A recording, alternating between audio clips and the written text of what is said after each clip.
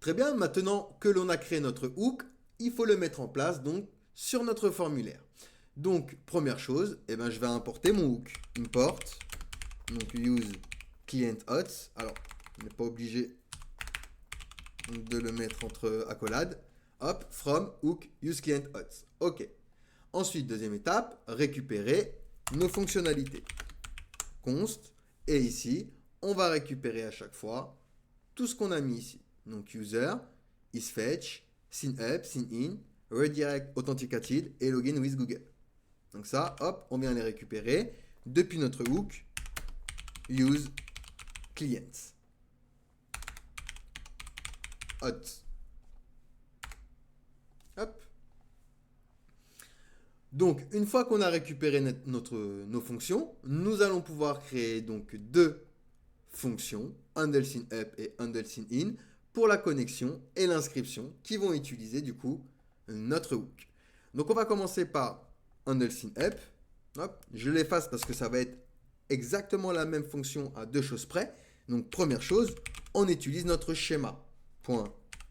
.validate, donc le schéma de yup, sur forme data. Et ici, on va mettre l'objet abort early à false. Donc, abort early est une option avec yup lorsqu'elle est définie sur true. Yup s'arrête après la validation dès qu'une erreur est détectée. Si elle est à false comme ici, même s'il repère une erreur dans l'un des champs, il va continuer à inspecter les autres. Et ici, donc, on va faire un point zen et on va lancer donc une fonction.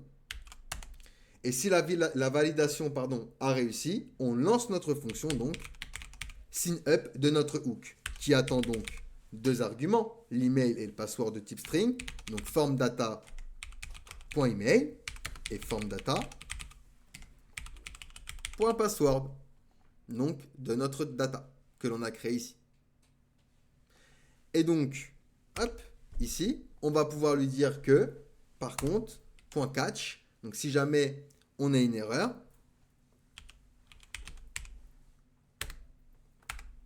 alors on envoie une fonction avec validation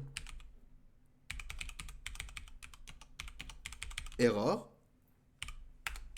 qui va respecter yup.validation error.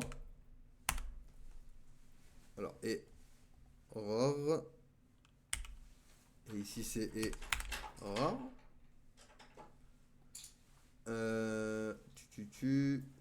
Que je vérifie juste par rapport aux erreurs. Ok, et c'est validation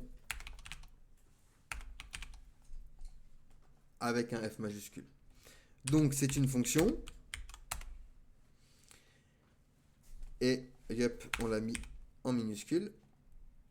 Et cette fonction donc va push l'erreur dans notre tableau. Donc const formatted error. On va formater d'abord notre erreur. Donc en partial qui va respecter form data. Donc là pour le moment ce sera égal à un objet vide. Tac.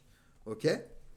Et ensuite on va itérer sur validation error.iner .forEach. Alors hop, ça. On aura donc erreur en paramètre. Et tout ça va me renvoyer donc un objet avec ma variable formatted error dans lequel je vais lui donner error.pass as key of form data. Et je vais lui dire que c'est égal donc à mon message, error.message. Donc là, qu'est-ce qu'on fait? Si la validation échoue, on capture l'erreur. On initialise ici un objet pour stocker les erreurs formatées. On parcourt donc chaque erreur et on attribue le message d'erreur à la propriété correspondante dans notre objet formaté grâce à keyOff. Et donc ici, on va devoir changer le state de cette erreur avec formatted error. notre variable. Et de cette manière, ce sera la même chose pour la connexion. Donc, je récupère ça, je le duplique, j'utilise SYN_IN.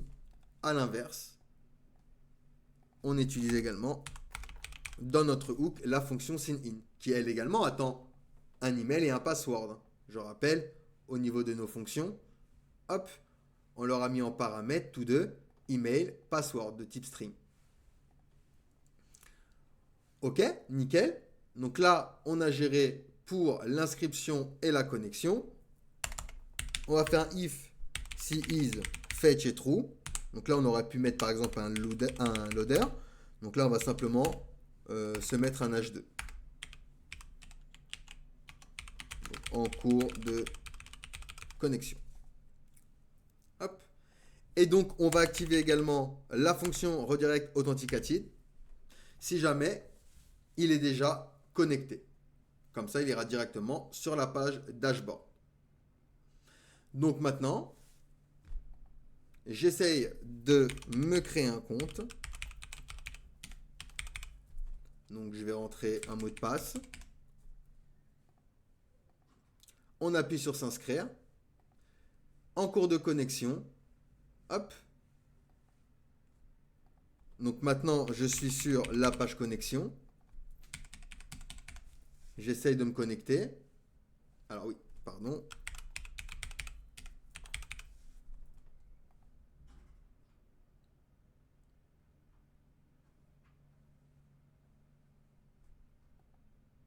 Alors hop, je me retrouve bien donc sur la page ici dashboard.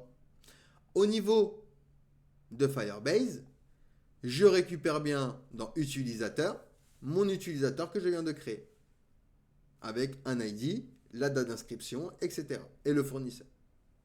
Donc voilà pour notre formulaire. Nous avons géré donc l'inscription et la déconnexion. On va voir dans la vidéo suivante comment on peut mettre en place un dashboard rapidement pour récupérer les infos et pour également réaliser la déconnexion. Allez, à tout de suite.